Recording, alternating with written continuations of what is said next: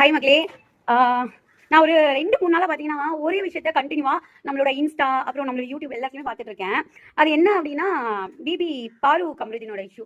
பொதுவாக நான் வந்து பிபி பற்றி பேச மாட்டேன், பார்ப்பேன். அதை பார்க்காமலாம் இல்லை, பார்ப்பேன். அது ஒரு மாதிரி என்டர்டைன்மெண்ட்டாக இருக்கும், ஸோ பார்ப்பேன். பட் அதை பற்றி ரிவ்யூலாம் பெருசாக பண்ண மாட்டேன்.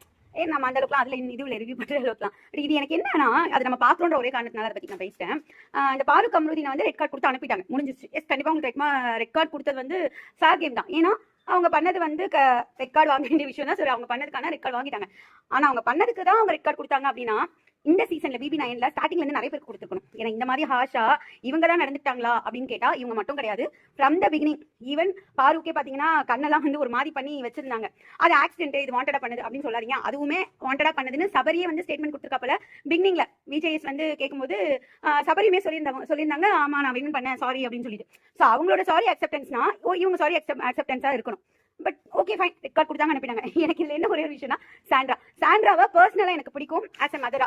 அவங்க 2 குழந்தைங்களுக்கு அம்மா, அவங்களோட அந்த சென்டிமெண்டலான அந்த ஃபேமிலி அந்த விஷயம் வரும்போது அவங்க ஒரு மாதிரி இருப்பாங்க, எனக்கு அவங்களை பிடிக்கும். ஆனா ஒரு கேமரா பாத்தீங்கன்னா என் சைட்ல இருந்து என் பார்வையில இருந்து ரொம்ப பெஸ்ட் அவங்க.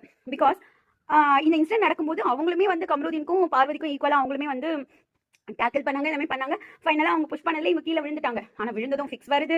எனக்கு தெரியல விழுந்ததும் ஃபிக்ஸ் வருமா அப்படின்னு சொல்லிட்டு. அது மாதிரி ஃபிக்ஸ் அந்த மாதிரி வருமாங்கிறது எனக்கு தெரியல. ஏன்னா அப்படி நான் பார்த்தது கிடையாது. பேனிக் அட்டாக் அப்படிங்கிற மாதிரி சொன்னாங்க. வீக்கெண்டில் வந்து விஜய் சொன்னாங்க. பேனிக் அட்டாக் அப்படிங்கிறது வந்து ஜென்ரலி ஓரளவுக்கு மெடிக்கல் நாலேஜ் இருக்கவங்களுக்கு தெரியும். பேனிக் அட்டாக் அப்படின்னா லைக் நம்ம வந்து ராஜாராணி மூவி பார்த்துருப்போம் இல்லையா, அதில் வந்து நஸ்ரியா ஆக்சிடென்ட் டைமில் வந்து நம்மளோட ஆர்யா வந்து ஹி வாஸ் அந்த டைம் அப்படியே ரொம்ப ஷாக் ஆகி நிற்பாரு. அது லைக் அதுதான் பேனிக் அட்டாக். ஓகேங்களா? சம்டைம்ஸ் நம்மளால அக்செப்ட் பண்ணிக்காத ஒரு சிச்சுவேஷன் வரும்போது நம்ம மூளை வந்து ஆங்காய் நின்றும், அதுதான் பேனிக் அட்டாக் அப்படிவாங்க. இதே குழந்தைங்க, சின்ன குழந்தைங்க அப்படின்னா அவங்க வேணும்னா இந்த மாதிரி பிஹேவ் பண்ணுவாங்க, ரொம்ப அழுகிறது, அலறது இதெல்லாம். பட் அது சாண்ட்ரா பண்ணும்போது பச்சையா தெரியுது அது வந்து ஆக்டிங், அதுவும் அன்னியன் ரேஞ்சுக்கு பயங்கரமான ஆக்டிங் அப்படின்னு சொல்லிட்டு. ஏன்னா அவ்வளோ நேரம் கமருதீன் பார்வதி வந்து அதே இடத்துல தான் உட்காந்துட்டு இருக்காங்க.